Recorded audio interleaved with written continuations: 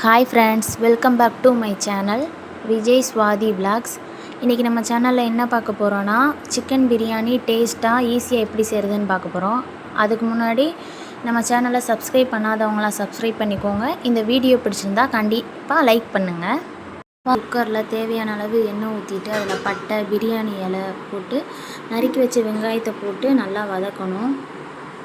வெங்காயம் நல்லா இதில் பார்த்துருக்க மாதிரி நல்லா பொன்னிறமாக வதங்கி இருக்கணும். அதில் இஞ்சி பூண்டு பேஸ்ட்டு தேவையான அளவு ஆட் பண்ணிவிட்டு திரும்பவும் நல்லா வதக்கணும். இஞ்சி பூண்டு பேஸ்ட் ஆட் பண்ணதும் இது அடுப்பை சிம்மில் வச்சுக்கோங்க, இல்லாட்டி அதில் அடி பிடிச்ச மாதிரி இருக்கும். இப்போ வெங்காயம் நல்லா வதங்கிருச்சு. அதுக்கப்புறம் இதோட ஒரு நறுக்கி வச்ச தக்காளியும் ஒரு பச்சை மிளகா கீரி சேர்த்துக்கிறோம். தக்காளி ஒன்று தான் ஆட் பண்ணணும். இப்போ நம்ம தக்காளி நிறையா போட்டுட்டோன்னா அது தக்காளி சாதம் மாதிரி ஆயிரும்.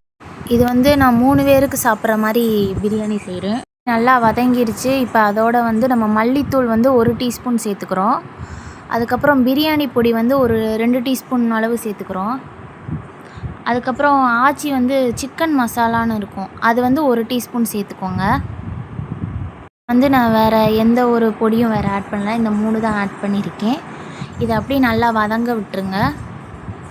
ஒரு 2 நிமிஷம் நல்லா அப்படி வதக்க விட்டுருங்க. இது பண்ணுறப்ப நம்ம அடுப்பை சிம்லேயே வச்சு பண்ணணும், இல்லாட்டி அடி பிடிக்கும். அதுக்கப்புறம் மல்லி இலையும் புதினாவும் கொஞ்சம் சேர்த்து அடுத்து சிக்கனை போட்டு நல்லா வதக்குங்க. சிக்கன்லேருந்து தண்ணியாக வரும், அது வர நல்லா வதக்குங்க. இப்போ அடுப்பை கூட்டி வச்சுக்கோங்க. அடுத்து அதோட தயிர் கொஞ்சோன்னு ஆட் பண்ணிவிட்டு அப்படியே சிக்கனை ஒரு 5 நிமிஷம் அப்படியே ஹை ஃப்ளேம்லேயே அப்படி வதக்கி விட்டுக்கிட்டே இருங்க. சிக்கன் நல்லா அதுலேருந்து கொஞ்சம் தண்ணியாக வரும். அடுத்து தேவையான அளவு உப்பு ஆட் பண்ணிக்கோங்க. அதுக்கப்புறம் அரிசியை நல்லா 3 தடவை நல்லா வாஷ் பண்ணிவிட்டு அதோடு சேர்த்துக்கலாம். கப்பில் அரிசி அளக்குறீங்களோ அதில் 1.5 கப் அளவு நீங்கள் தண்ணியை ஆட் பண்ணிக்கோங்க.